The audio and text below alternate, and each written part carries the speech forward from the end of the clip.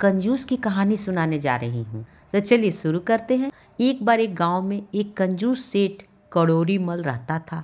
वो अपनी कंजूसी के लिए पूरे इलाके में प्रसिद्ध था कि यह तो कौड़ी कौड़ी के लिए जान दे देता था। एक दिन उसे अपने से भी ज़्यादा कंजूस व्यक्ति के बारे में पता चला। उसके मन में आया कि चलकर देखना चाहिए कि कोई मुझसे भी ज़्यादा कंजूस कैसे हो सकता है। वो अगले दिन सुबह उस कंजूस सेठ के घर पर पहुंच गया।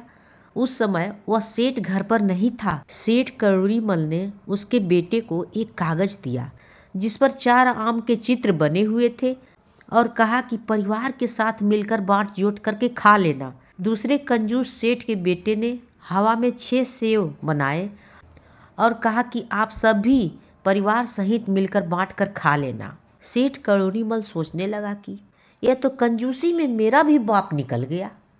मैंने तो कागज़ का इस्तेमाल किया, उस पर पेन स्याही से आम बनाए, लेकिन इसने हवा में ही सेव बना दिए। कागज़ और स्याही खर्चा भी नहीं किया। जिसका बेटा ऐसा है उसका बाप कंजूसी में कैसा होगा। एक बार तो उससे ज़रूर मिलना चाहिए। वह उस सेठ के घर के बाहर उसका इंतज़ार करने लगा।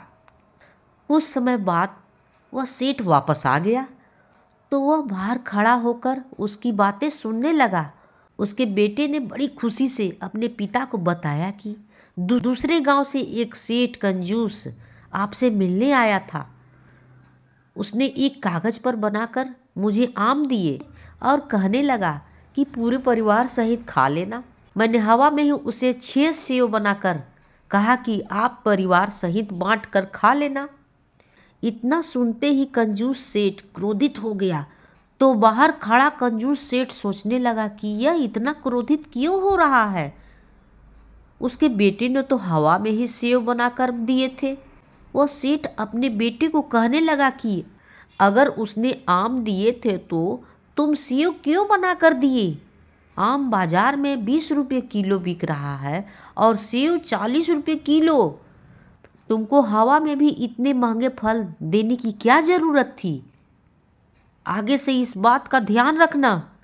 अब जो सेठ बाहर खड़ा था कहने लगा कि सच में यह सेठ कौड़ी कौड़ी दांतों से पकड़ने वाला है। इतना महाकंजूस सेठ आज तक हमने नहीं देखे। बाप रे बाप, इतना कंजूस। हम तो इतना कंजूस नहीं है। हमने तो उसे आम बना कर दिया, उसने हवा में सेव बनाए और उसके पिताजी इतना डांटे। ये भी कोई बात हुई। ऐसा हमने नहीं देखा और न हमने अपने बेटे को इस तरह से बताया कि इतना कंजूसी करो। अरे कागज़ पर दे दिए, तुम भी कागज़ पर दे देते, बराबर हो जाती। ये भी कोई बात है। और सेठ घर वापस लौट आया और सारी बातें अपने बेटे को भी बताई। बेटे ने भी तुनक कर बोला, ये कोई बात है। हमने आम दिए कागज़ पर बना के और उसने सेव दिए हवा में उड़ाकर। अब उसके घर मत जाना। अपने पिता को डांटते हुए उसके बेटे ने बोला।